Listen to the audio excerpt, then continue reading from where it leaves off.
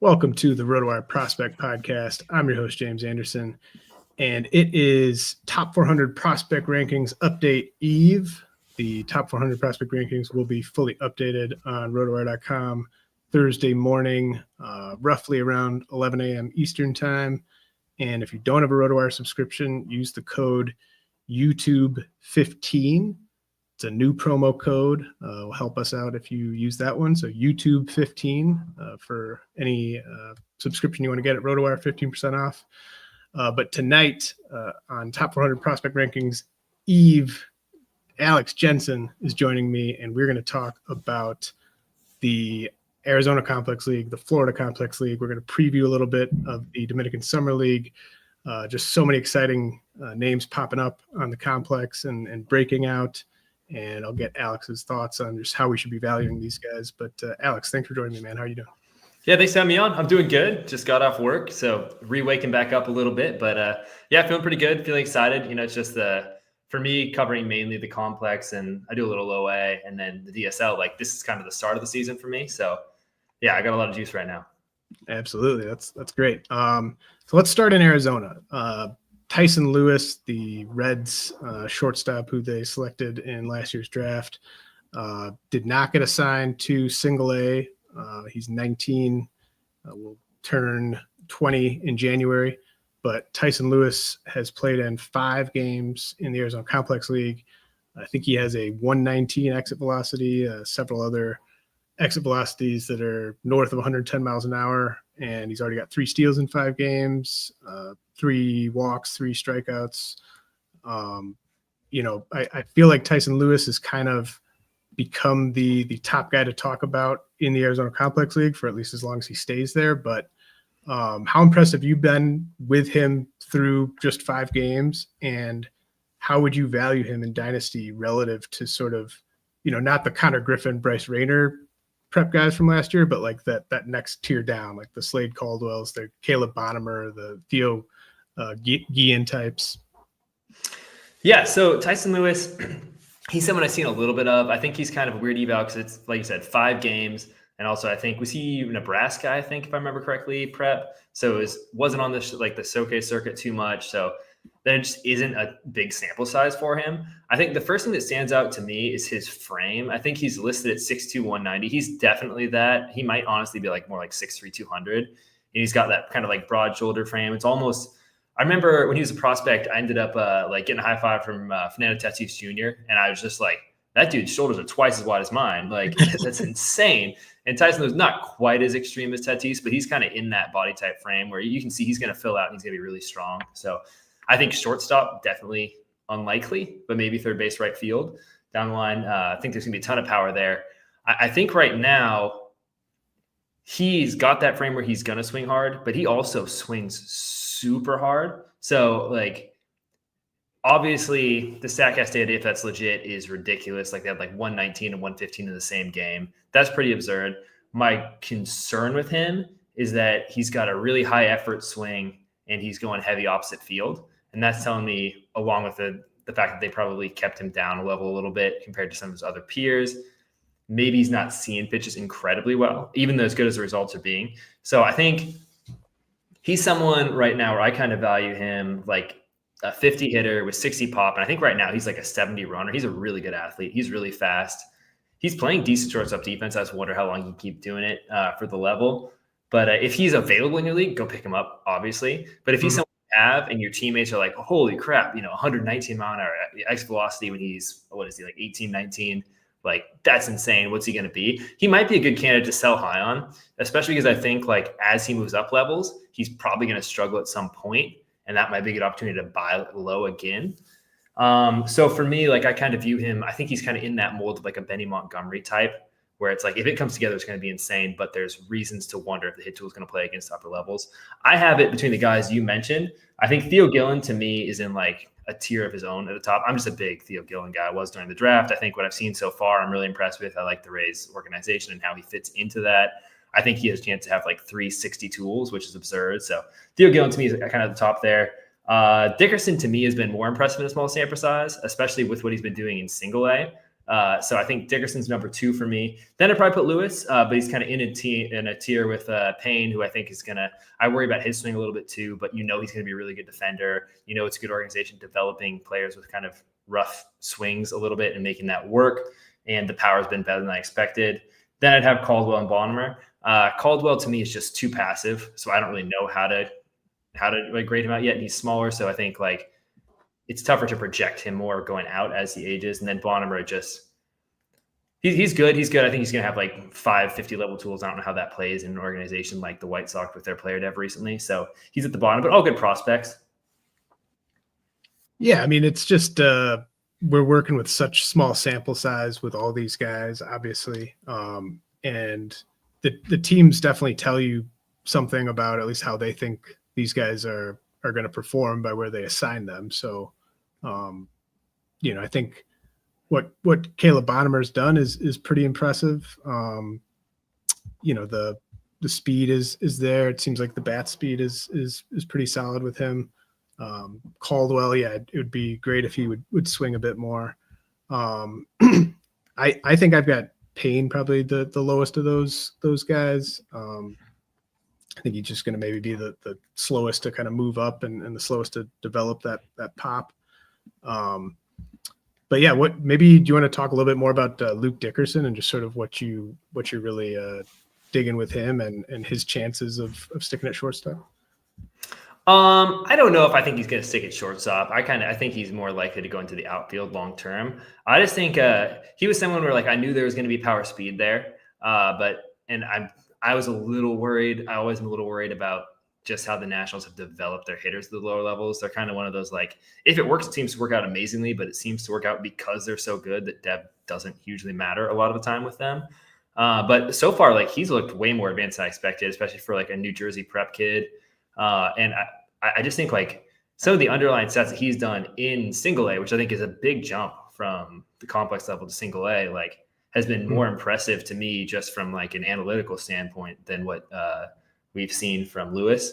And I think to me, it's easier for me to see how it's going to work against upper level pitching than it is with Lewis at this exact point in time. And so, Alex, when we're talking Arizona and Florida complex, there might be some guys that we bring up who are, Lewis is 19. There might be, there's other guys that are getting some buzz that are already 21. I'm really narrowly focused on sort of 17 and 18-year-olds at the complex level. And Jose Anderson of the Brewers just got promoted to single A. But I thought we could talk about him since he's only played in one game at single A.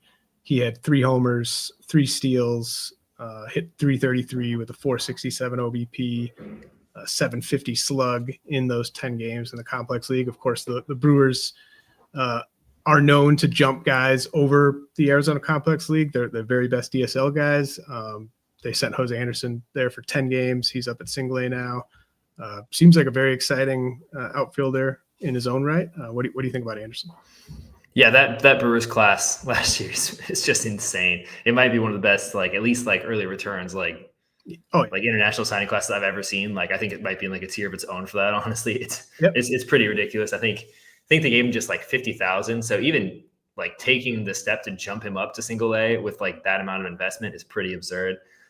He's a big guy. He's 6'2", 200, and you can kind of see how he's probably going to end up 6'2", 215-ish. I think the power is legit. I think right now it's pretty safe to project it for plus 60 grade power.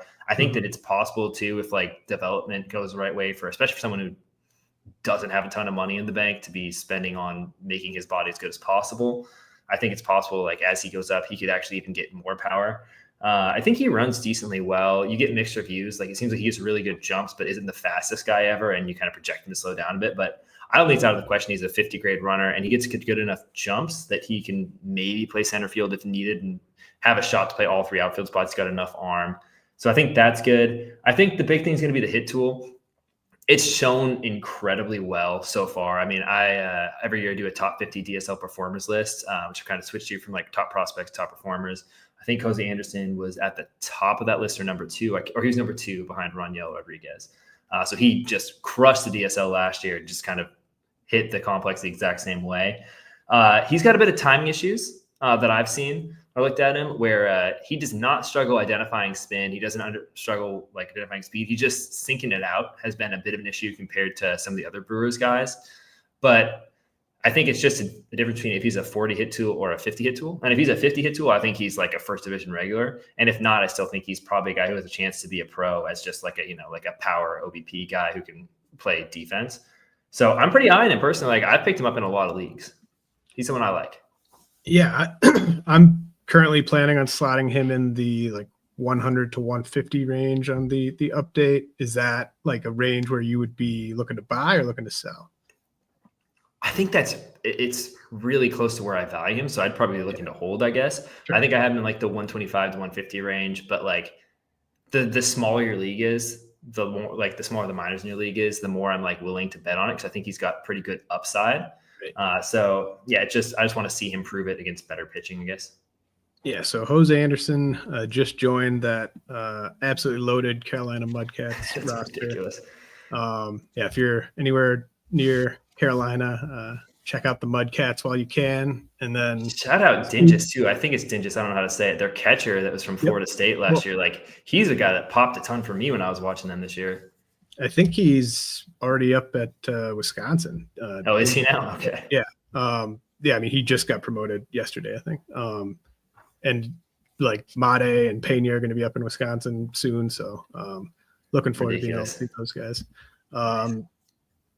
Okay, so a couple guys that, Paulino Santana of the Rangers came in with a decent amount of hype last year in the DSL. I would say he was fine. He didn't live up to the hype, but Yolfran Castillo did get the bump midseason to the ACL. He's back there this year. Looked like Castillo added a decent amount of muscle, but still neither guy is really showing a ton of game power. Do you have a preference between Paulino Santana and Yolfran Castillo? I guess you could say neither as well. Yes, I saw you had that or neither note in there, and I think that's where I land. I don't hate either of them. I think Santana to me is kind of disappointing because, I mean, he was a guy who was getting Julio comps like on and off the field. Like, he's supposed to be incredibly smart, like incredibly well charismatic, well put together. Like, people seem to just love him coming into the DSL last year, and he was fine. He did good. I mean, he looks fine. He looks like more of like a quad A guy to me right now than anything else. I think, they're super young. Like, a lot can happen here, but I don't look at him and see the star potential. And there's not enough for me to go crazy on it. The underlying metrics aren't anything wild either. So I think, to me, he's not someone I'm targeting for sure. And if someone wants him based off like name recognition, I would definitely trade him. And I don't own him anywhere personally. Yolfran Castillo is a guy who, like, I want to like him because, like, all the boxes I usually look for, like, a lot of the underlying analytics things, like his defenses supposedly gets rave reviews. I've had a lot of scouts tell me good things about him. Really good bat to ball. He's got a good frame you'd think would grow into power. When I watch him, I just don't buy the swing. The swing looks so stiff to me.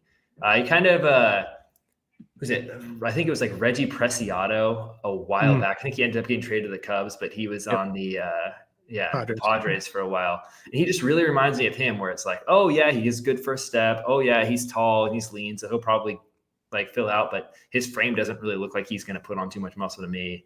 And the swing is just super stiff, even though the metrics on it are great.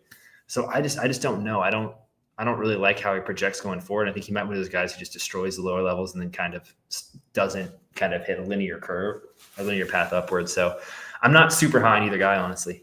Yeah, I definitely hear what you're saying with Castillo. Like, I want there to be more sort of explosive, just kind of like dripping with potential, but I don't really get that as much, even though he is a guy that's been pushed aggressively and has held his own from an approach standpoint and everything. I would say I was disappointed in Santana last year, and then it's kind of been more of the same. And then I've been a little disappointed in Castillo so far this year is how I would attack one.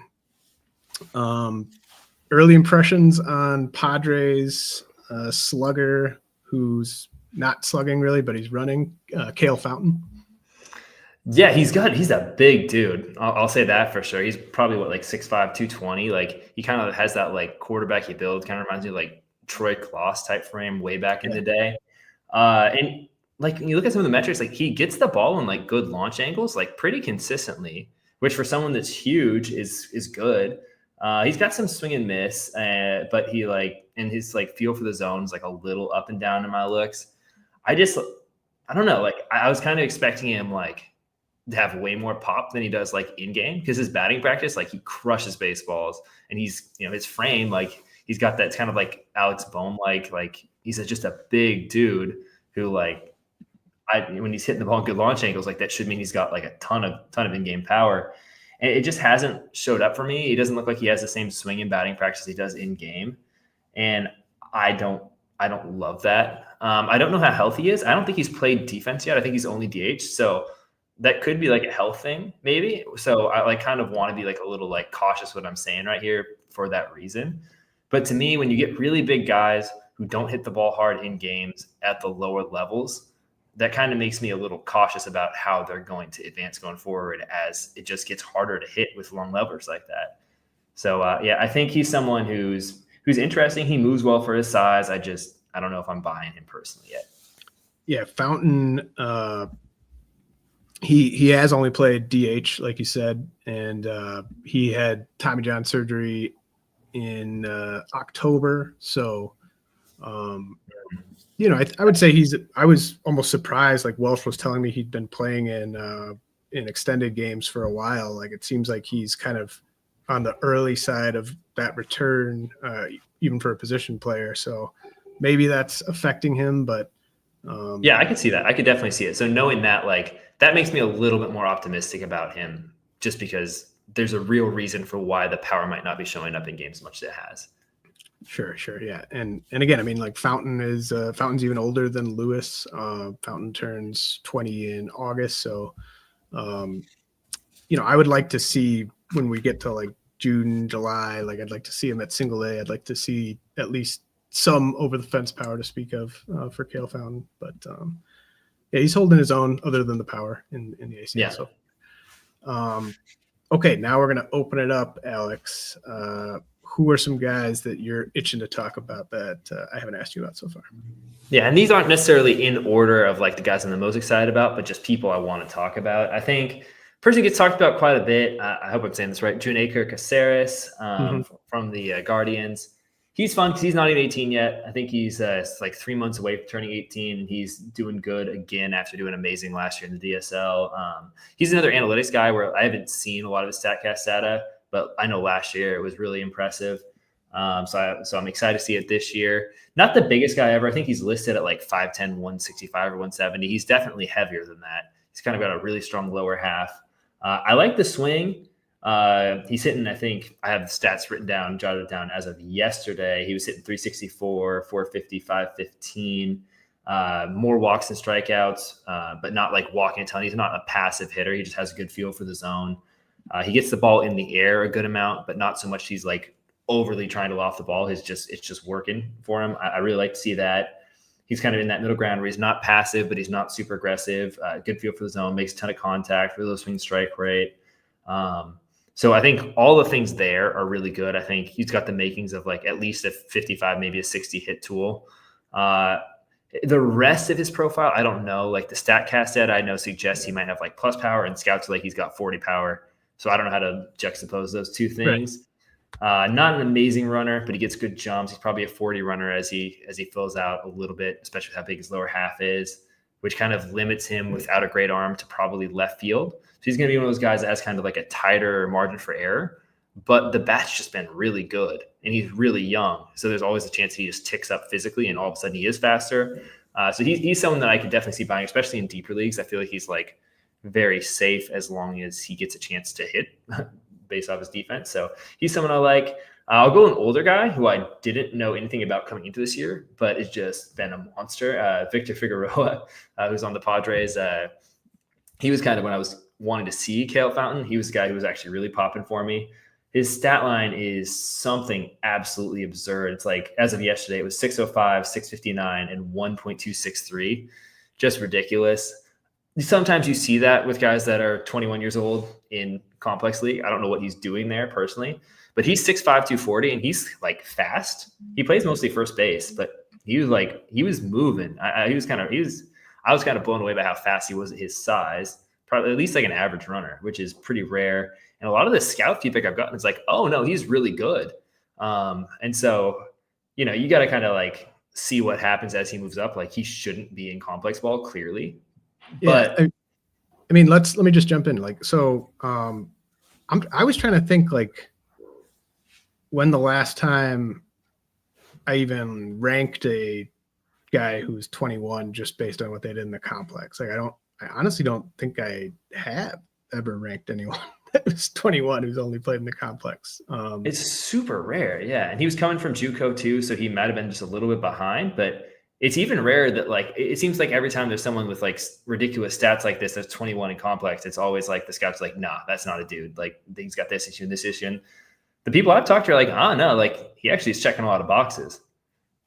Yeah. And it like the JUCO thing makes sense, but like it's even with that, it's sort of, there's just so many sort of like fail safes in pro baseball that would sort of prevent a guy who's actually good from ending up playing in complex ball at the age of 21. Like it would just, another team would have seen him, or, you know, they would have just jumped him to single A. It's just, it's a very weird situation. So I find him very challenging to rank. Same.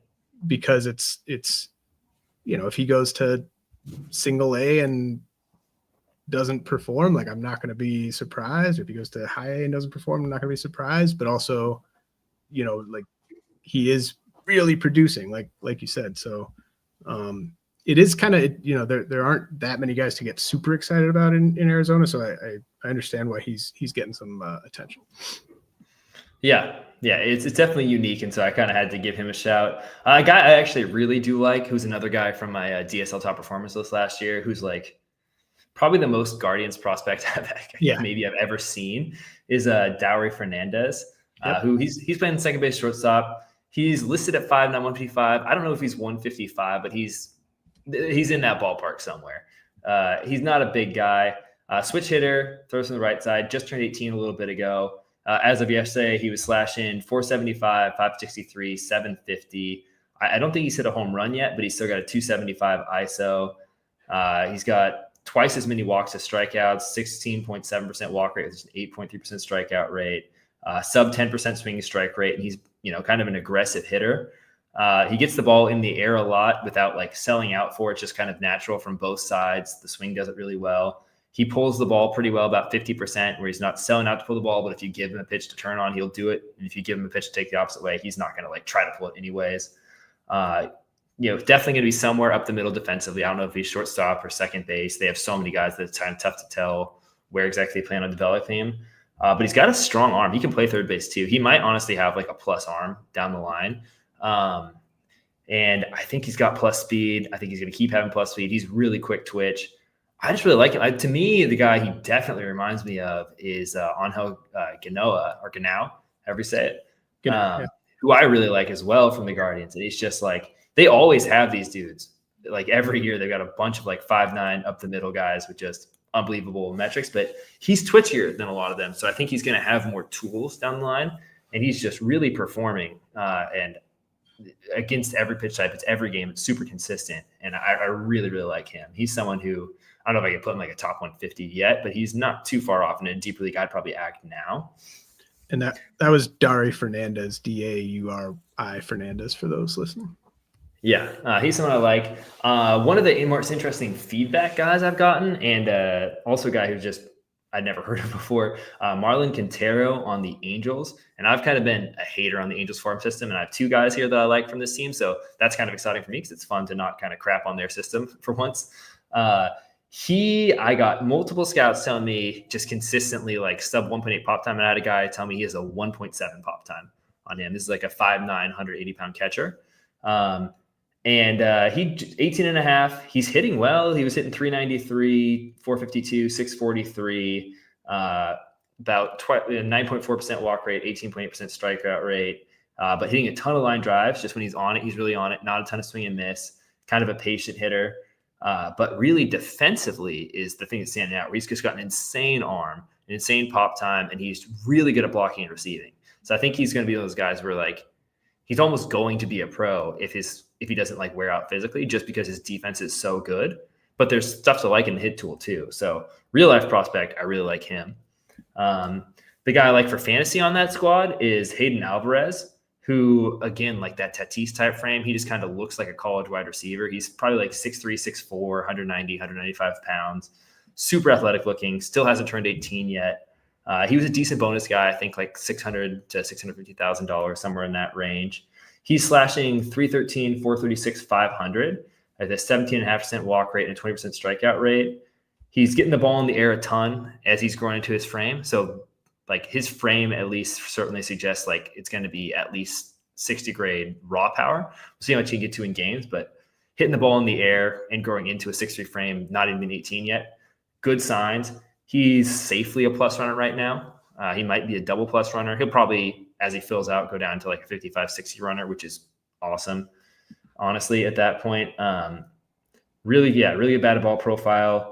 Power's going to be there. I think the hit tool is a lot better than I expected, and maybe it's a 50 grade hit tool. And if it's a 50 grade hit tool with 60 power, 60 speed, and playing plus center field defense with his frame, like he kind of has that star potential. So if you're looking for like a diamond in the rough, like guy no one's talking about who could just explode randomly, I think Hayden Alvarez is that guy. I really like him. Yeah, that's a good call. Another Guardians guy I like a lot, Yairo Rodriguez, another one of those like sub 6 foot, 170 pounds, somewhere up the middle guys. His stat line's not quite as impressive. It's 267, 477, 433. But the things that I like about him, again, not 18 yet. They always have a lot of really young guys there. He's hitting everything to center field. So he's just right on the pitch he's seeing, and he's hitting like 2/3 of the balls in the air, or just like fly balls. And then, so kind of like to see that as someone's going to grow into his 5'11" frame a little bit.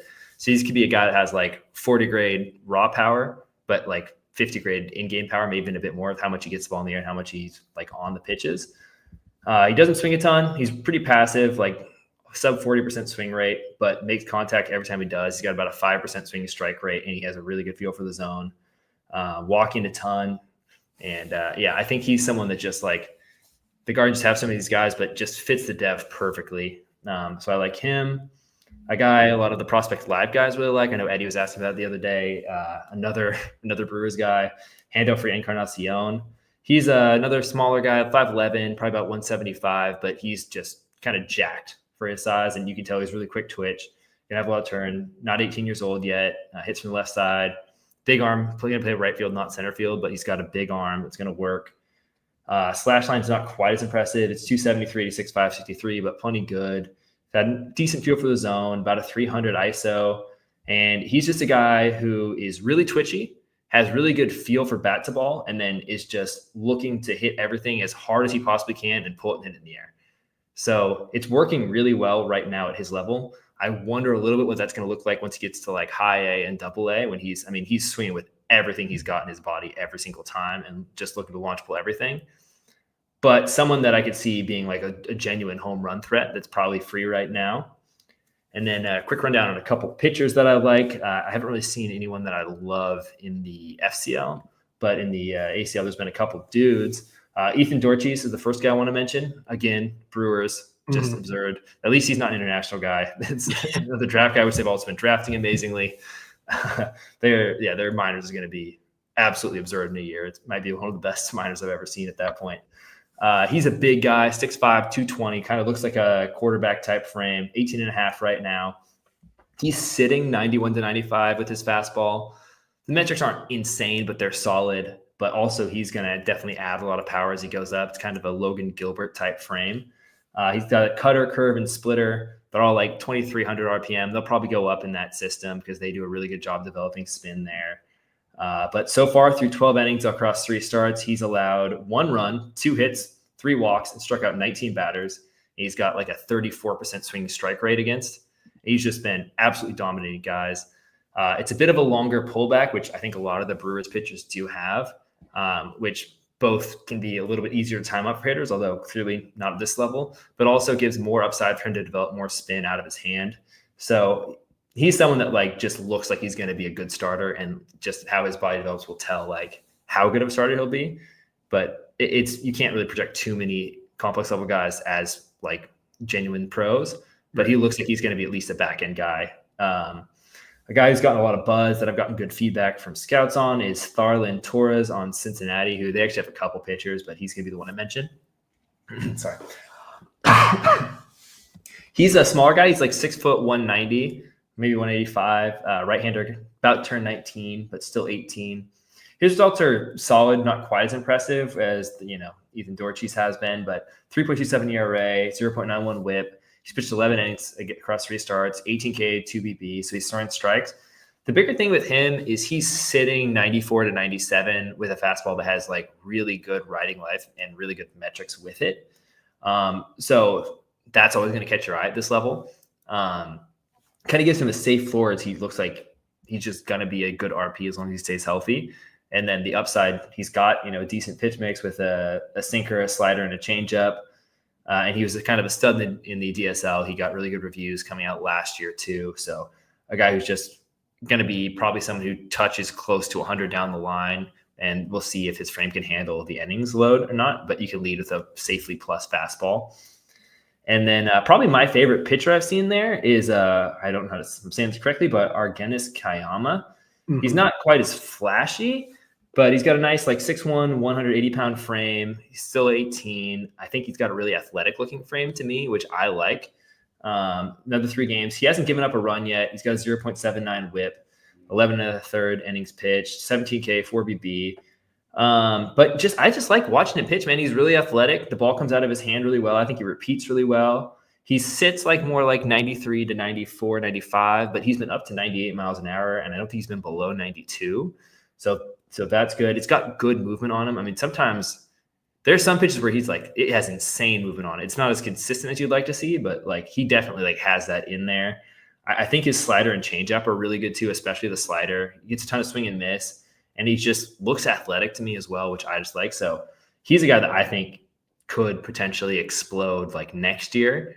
And I think I just really like him as a pitcher. And I think the Giants do a good job developing pitchers. So yeah, he's a guy I really like. Awesome. Nice rundown of those ACL guys. Love the Hayden Alvarez shout out. And Brewers have, I think they've had more prospects in my top 400 for the last 5 or 6 updates probably. And I don't really see that changing. It's pretty nuts.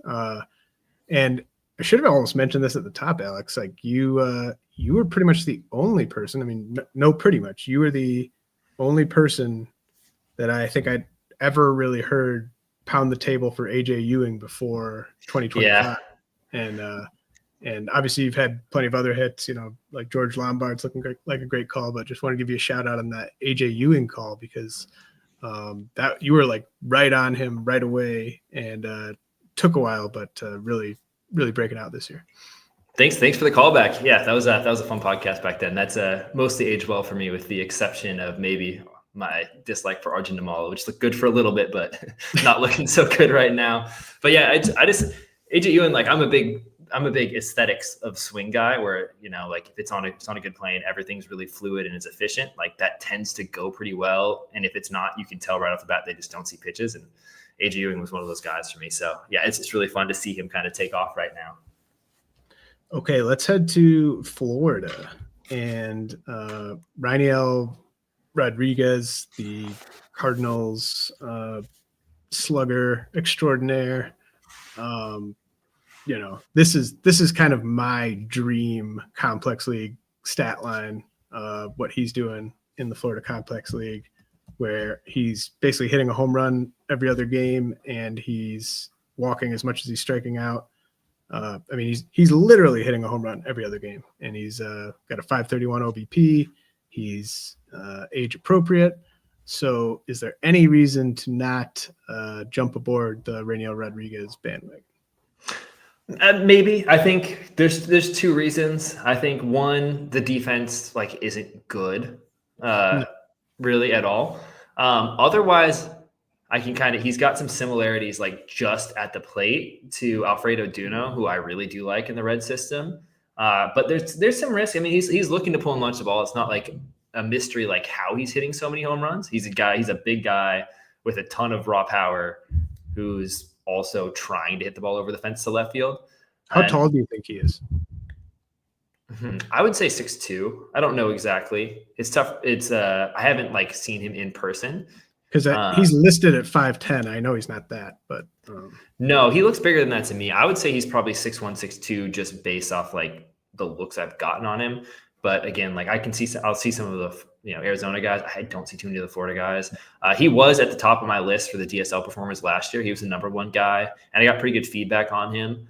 I think because he's looking to launch and pull everything, he's like got an okay feel for the zone, but there's some swing and miss there that I think might be exposed a bit more at the upper levels.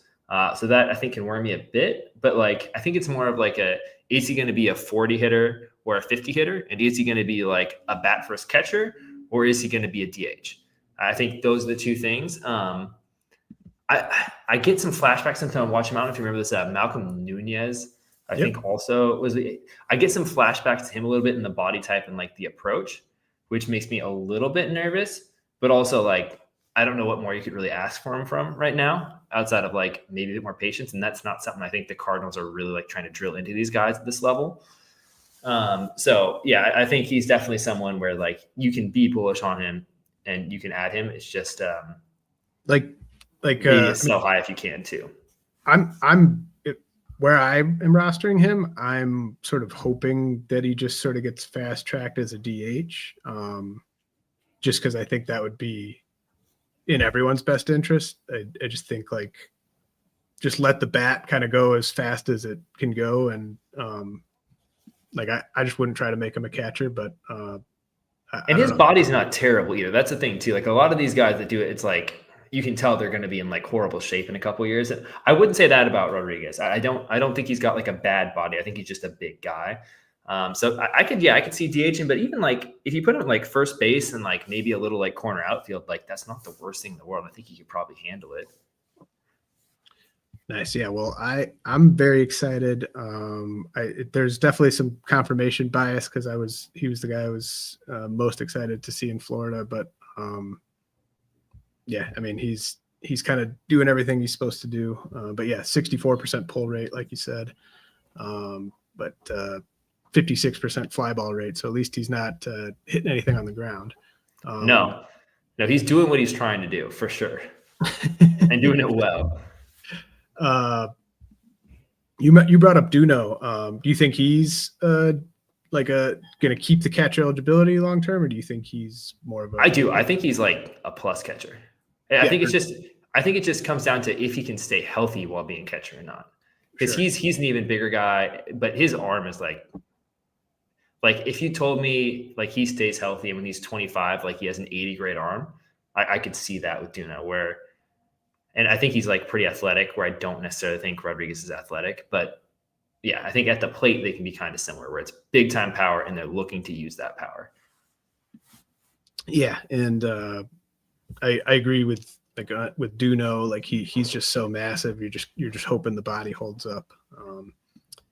So what about Rainiel Rodriguez's teammate, Yairo Padilla? How would you evaluate his start to the season? He's a weird one because like it's a profile that like I almost want to not like because I know it's going to be a better real life and fantasy profile. But I do like him. I do like him a good amount, actually. He's still 17. He's got a really good approach at the plate. He's safely a 60 grade runner. I think he might be a double plus runner. It just depends on the times you're getting. You get feedback of both. But I think like he's kind of like one of those guys who's a no doubt shortstop.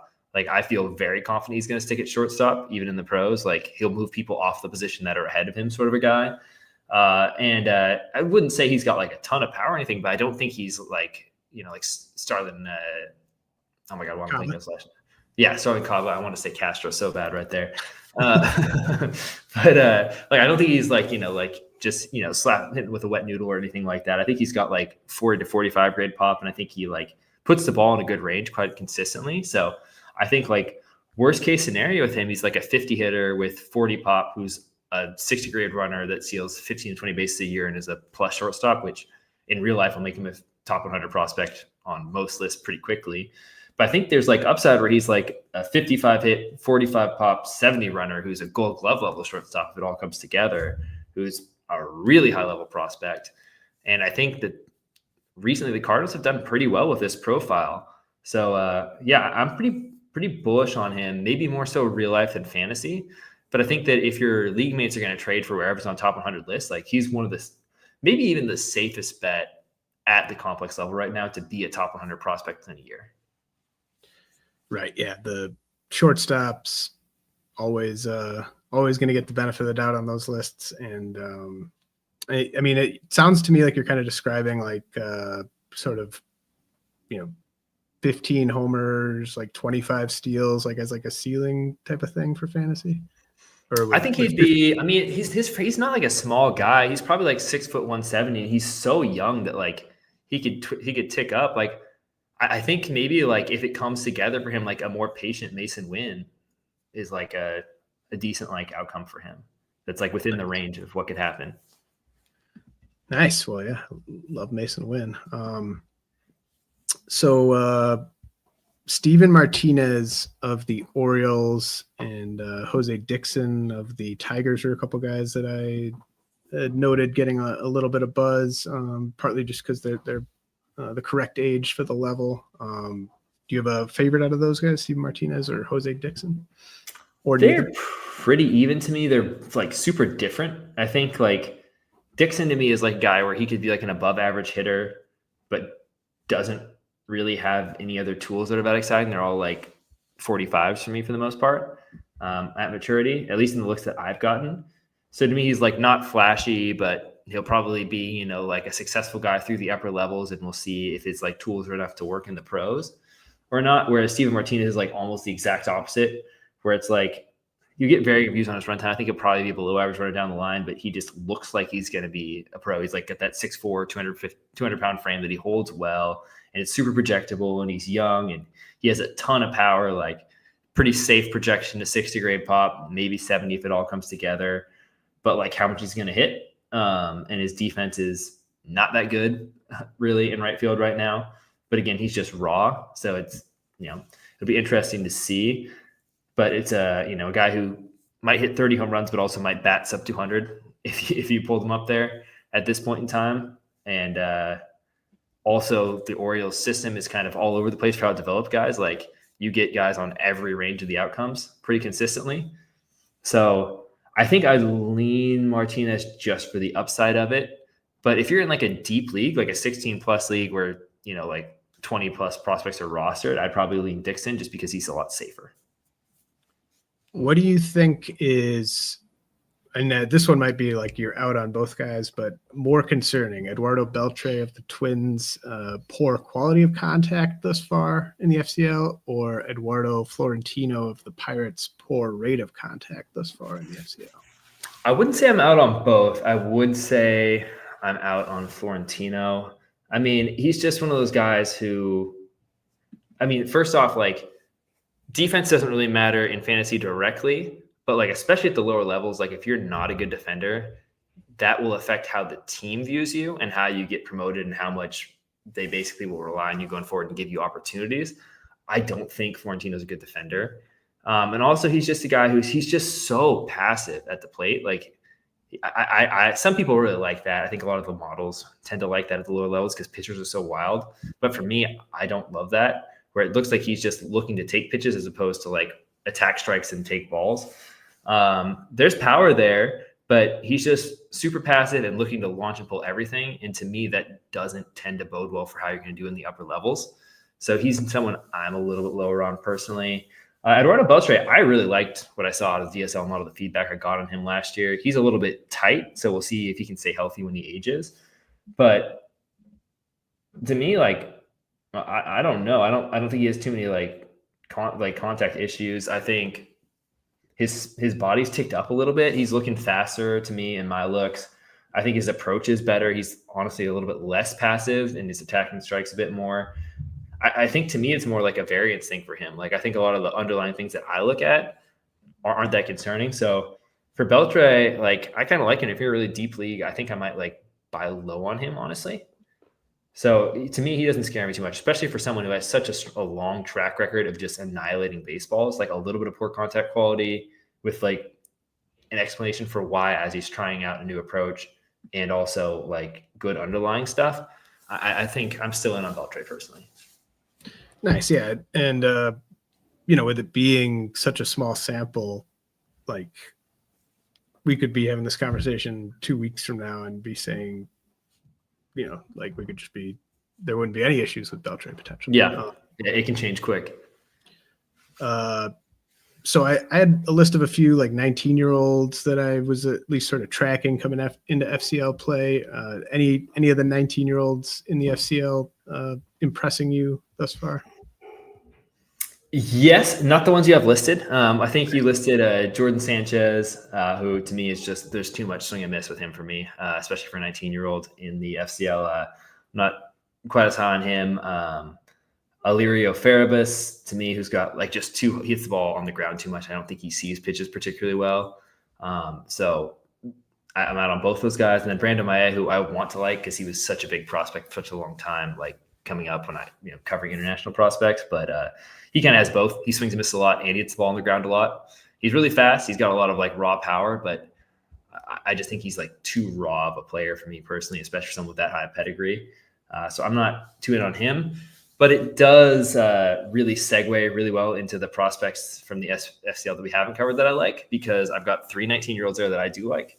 The big one that stands out for me is Nate George of the Orioles, who was, I think he was like a 16th round draft pick, but he got like $305 more than is like the limit you're supposed to give.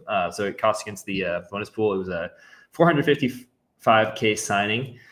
He's looked really good. He's just under 19 years old. He's about 6 foot 200, really just good, like all sports frame. He's twitchy. He's got a power speed combo there. He's hitting 433, 528, 767. He's got a 16.2% walk rate, which is obviously very good, but not like super, super passive at the plate. And he's got 18.9% strikeout rate. So he's making enough contact, hits the ball in the air a ton, but not selling out to hit the ball in the air, uses all fields. I think, like he could be like a 45 to 50 hitter, which is great because he's like safely going to be a 55 power, 55 run guy, maybe even a bit more there. I think he can play center field. He's hitting the ball over the fence. He's showing the power now in games. He's got 5 stolen bases. Like, I think he's one of those like guys that could really be a pop-up guy who explodes and like threatens to get on top 100 list next year. So Nate George is probably my favorite of the 19-year-olds, but there's 2 other guys I do like. I like Nate George too. He's going to be ranked fairly highly. And yeah, he turns, I guess this would count as his age 19 season, I guess, even though he's not 19 yet. Yeah. So I like him a lot, and I like the swing. A guy I'd never heard of before, which is kind of rare for me for international guys, is Albert Palma of the Tampa Bay Rays. He's interesting. He's kind of a guy I just pulled up, like, running a little algorithm, but he's young 19-year-old. He's hitting 375, 483, 552, 13.3% walk rate, 10% K rate. He's hitting the ball in the air consistently, going to all fields. He's swinging enough. Like, he's a 50% swing rate guy, which is that's like right where I want you to be at this age, where he's attacking strikes, but still taking balls, which I think is awesome. About an 80% contact rate, 10% swing strike rate. Not like the most amazing pure bat ball ever, but good. So I think when you combine those, he could be like a 55 hit guy. He's from Venezuela. I think he was injured in both 23 and 24, so he hasn't played a ton. So he's still getting healthy. Good 6 foot, 175 frame. Plays good shortstop. And I just think there's a lot there. It's like a simple but violent swing. His swing, probably of the people I've mentioned from complex level guys, is probably my favorite that I've seen. So I really like that. And a lot of the time, the Venezuelan guys kind of fly under the radar a little bit. He's a $150,000 signing, which we haven't seen much of. And I think he's like a real like sleeper for the Rays. The last one is Jude Warwick, who's another like after the 10th round draft pick, signed for about $250,000. He's a little bit less exciting to me of the two. He's a little bit older, another 6'1", 170 frame, like this projectable, playing somewhere up the middle, center, maybe some center field down the line, but second base shortstop right now. Hits from the left-hand side, hitting 333, 459, 467. He's got a 10.8% walk rate, 13.3% strikeout rate. Sorry. He's hitting the ball the opposite field a lot, which I don't really like, but he's got a really good feel for the zone, more so than just pure contact ability. So I really like what he's able to do at the plate from that. he's hitting everything in the air for the most part, which I also like to see for someone who's going to grow into a little bit of power. And he's a plus runner. So there's a lot of the things there that you can see like, oh, a lot of the time people with this profile tend to develop into somewhat of a prospect. So he's an interesting guy I'm kind of keeping an eye on. And then I had two more. Go ahead. Just with Palma, he's a new one for me too. He's like ground ball rates roughly around like 50%, 0 career home runs. But you were saying you like his swing. Like where do you sort of see the power potentially getting to? I think he could have like, it just depends how his body's going to go, because especially it's tricky getting healthy. Like a guy a couple years ago from the ACL I liked a lot, Dimitri Crisantes, who's obviously now a big prospect. At the time, like I was like, because I covered the Complex League off of the Daily Sheet for Prospects Live, I was, trying to get feedback on him all the time. I'm like, yeah, he just doesn't have any in-game impact, like really good bat to ball, but no in-game impact. And he'd had multiple serious injuries. And so it just took him a while to get his body back. And then once he did get his body back, all of a sudden the power jumped. I think Palma could be a similar guy. And I think like the way his swing works, like I see pretty safely, like I think he could be like a 55 to 60 hitter with like 50 power and like an above average runner playing somewhere up the middle for the Rays. So I think like the ceiling there is pretty exciting. Nice. And sorry about cutting you off if you had some. No problem. Oh yeah, just two other guys to mention from the level is Wyatt Sanford, who's a bigger name, $2.5 million signing bonus. I think he's looked really good. Good frame, super twitchy. He's 19 as well. Hitting from the left-hand side, throws to the right. He's probably going to stick at shortstop. Slash line isn't too flashy, 214, 500 OBP, but a 321 slug. He's walking a ton. He's been really passive, which I don't tend to like. He's like swinging less than 30% of the time, but the rest of his game just looks really good to me. He's hitting the ball on the ground a little bit, which is fine. He's a plus runner, but he's pulling everything. He's looking to do damage when he's swinging, which I like to see. He's really fast, gets really good jumps both defensively and on the bases. I think he's already 10 for 10 on stolen base attempts. And when he swings, like he makes contact pretty much every time, and he doesn't like take a ton of strikes either for how passive he is. So I like to see that. I think like if it comes together for him, he could be another one of those kind of Yairo Padilla types where he's going to play shortstop, going to be above average at it, going to steal a bunch of bases, and maybe he grows into enough power where the swing, I think, works. And when he hits the ball in the air, it goes pretty far to be like a 50 hit, 50 power guy. So he's interesting. And then the last guy is Joshua Lorenzo on the Orioles as well. He's a guy who flashed and got a lot of good scout feedback last year, but maybe not the most interesting stat line on the surface level. But he's got a big frame, 6'3", 180. He's got like a 70 grade arm pretty safely. He's going to be a plus defender at third base, which kind of raised your floor a bit. He still isn't even 19 yet. He's repeating the level, but he was in the Complex League as a 17-year-old last year. Mm-hmm. He's hitting 344, 462, 438. He's striking out a little bit. I mean, there's going to be swing miss in his game, and he's a bit passive as well. But he hits the ball in the air and makes really hard contact when he does swing. So he's maybe, a guy who could be like a 40 hit tool, but 60 power and like 25 to 30 home runs a year, hitting like 220. But he's so passive, he's going to take a bunch of walks. So maybe a bit higher OBP, like 320, 330, something like that for a guy with a lower hit tool. And then his defense is going to keep him in lineup. So maybe kind of like not quite Matt Chapman in his prime, but like some of the dip years from Matt Chapman, I could see him being something like that, which is still a very like useful player. Yeah. Younger brother of Tyson Lorenzo and bloodlines. Sanford. Sanford was supposed to be a glove first shortstop, and he's kind of getting this get your feet wet assignment in the FCL and the 30% swing rate. I feel like with a guy like that, like I want him to be at single A because I just want to see are you swinging 30% of the time just because the pitching's so bad, or like are you going to keep doing that when you get the bump? Great list of guys there. Okay, Alex, before we go, the Dominican Summer League is going to be kicking off here in a couple weeks. Who are you most excited to see? So this isn't exactly in the order of how I've personally ranked them, but I got 8 names, and I think more than most years, this year is a good fantasy crop of international prospects. at least for like guys that could be really exciting and a couple guys that could be like rocket ships.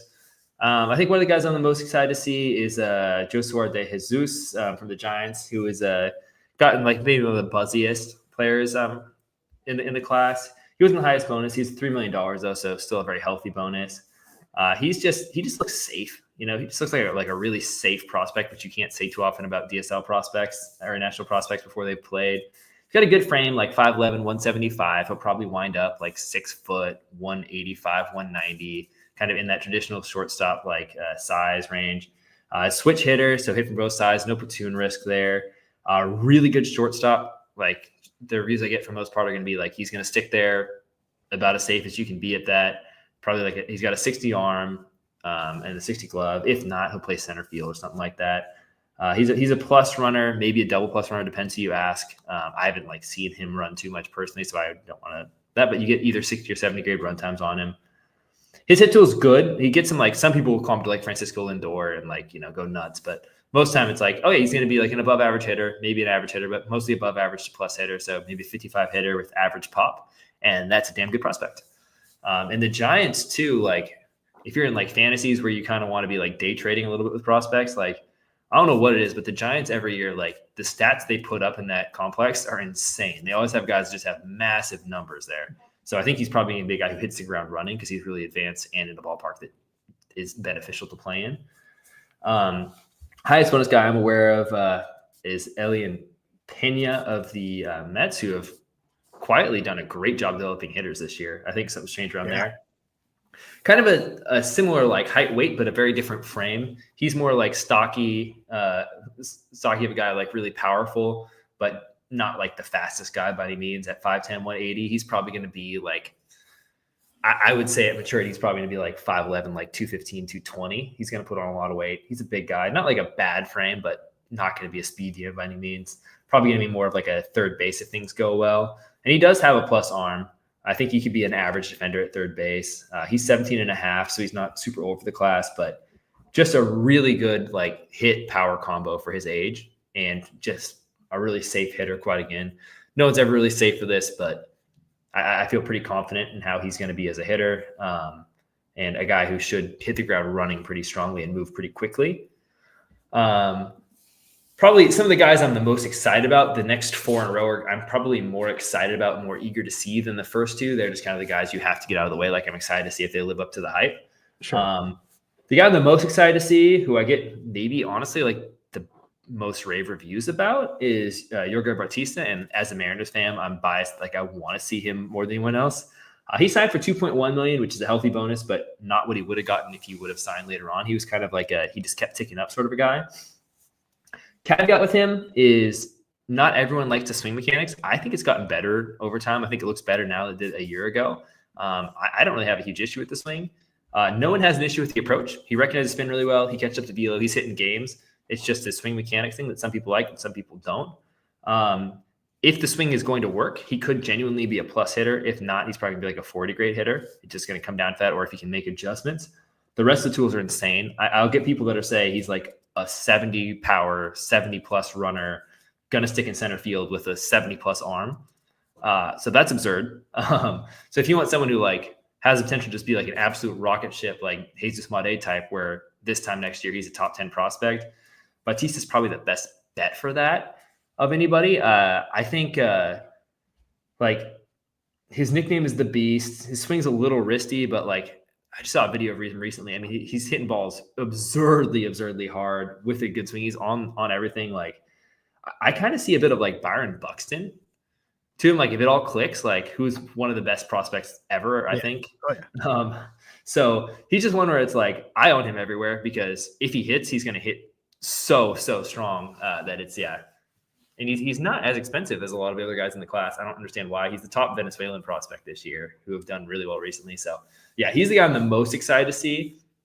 Top guy to Cuba, Kelvin Alvarez, I really like. I think maybe he's almost a little overhyped in the community right now, but he's still really good. He's 6'4", 190, left-hand frame. He's young for the class. He's won't be 18, I think, for another 9 months. So pretty young. I think it's tough with guys from Cuba because a lot of the time they tend to be more aggressive at the plate, which is tough to say exactly, but his bat to ball is really good for someone his size. It's like, it looks like a 60 hit tool to me. I think the power, I think people say because he's 6'4", like I've seen a lot of people put like 70 grade power on him. I don't see that. I think he's more like average power that you can project out to like 55. He's looking to more do contact. He runs well for his size, but he's not that fast. He's probably going to be like a 40 to 45 grade runner, but it's enough that it'll work defensively. His defense is pretty bad. I think he's probably going to be a first base left field guy, but for someone who can put up like eye-popping stats this year in the DSL and like has enough there to be like genuinely a person who doesn't really matter how good he is on defense, he can just hit. I think he's pretty exciting. And Houston tends to value those guys pretty well. They don't seem to care too much about being a plus defender unless you're playing up the middle. So I think Kelvin Alvarez is someone I'm excited to watch. A guy I'm very excited to watch on the Red Sox, who have like one of the most fun like hitting development programs right now, is Dorian Soto, he's a big guy. He's like 6'3", 185. He's even younger than Alvarez. He probably will play most of next year at 18. He's a switch hitter he throws from the right side. He's not going to be a shortstop at that size realistically, and he's not going to be, like too much of a runner. He's actually pretty fast right now, but he'll slow down a bit. The bat to ball is not amazing, but it's good enough. It's pretty good. I think he could be like an average hitter, and he's going to have like 60 to 70 grade power in games. And I think that's pretty exciting. I think he got like 1.4 million. So on a lot of lists, he's not going to be as high that are based off of signing bonuses. But I think you combine like what he does well with what the Red Sox do well, and he could be a guy who could just explode. He reminded me personally a lot of Emil Morales, who was arguably the best hitter in the DSL last year, depending on who you ask. And he's someone who I think like, if it all clicks for him, like I don't know how much he'll hit and I don't know where he'll end up defensively, but he could be a 35 to 40 home run guy genuinely in games. So he's someone I'm pretty excited about and super twitchy for his size. And then the guy that to me is like flying under the radar, probably the most of anybody, especially for a system that develops international guys really well. Michael Corrett of the Rays, who's I think like 6'4", 190. He reminds me a lot of Kevin Alcantara at the same age, which maybe right now he's been so up and down for so many years. It feels like he's been around forever. Like might not be the most exciting thing to people, but I think Kelvin Alvarez like had one of the highest ceilings when he signed of anyone ever. He's a guy he's 6'4" and he's got long arms for 6'4", and his swing, like sometimes he's just kind of throwing his hands at the ball and not looking too much with it, but he's still hitting the ball like 104, 105, 106 sometimes in games.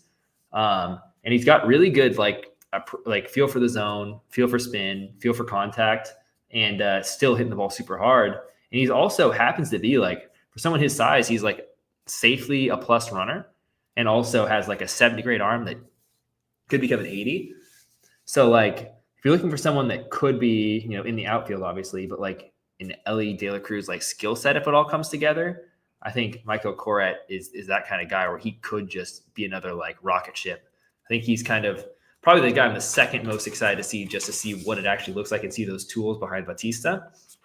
Then the last two, Braylon Antunes, when he's my favorite of the guys the Brewers are signing, and I have to choose a favorite of the guys the Brewers are signing because every year they've got at least two guys that explode, especially out of Venezuela where they just tend to eat. I'm a little bit higher on his hit tool than a lot of people. I think I've seen kind of up and down reviews on it. I think that he's the type of guy who, he's 6'1", 190, good frame. He's got big time bat speed, but I think he knows how to hit pretty well.